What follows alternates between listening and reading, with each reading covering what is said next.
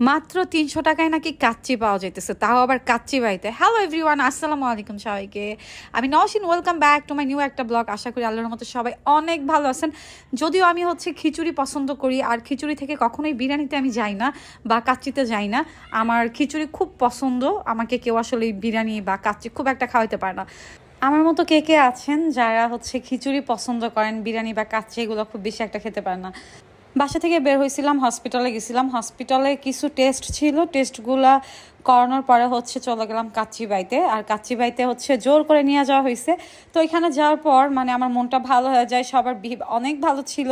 আর প্রত্যেকটা কেবিনে এত ভিড় ছিল রেস্টুরেন্টে, বসার জন্য খুঁজতেছিলাম টেবিল, যে কোন টেবিলে গিয়ে বসবো। তো যাই হোক, প্রত্যেকটা টেবিল ভিড় ছিল, আর অনেক কাচ্চি লাভার মানুষজন ওখানে কাচ্চি খাচ্ছিল। তো ফাইনালি আমরা একটা টেবিলে বসে পড়লাম। বসার পরে অর্ডার করলাম কাচ্চি আর 2টা বাদামের শরবত।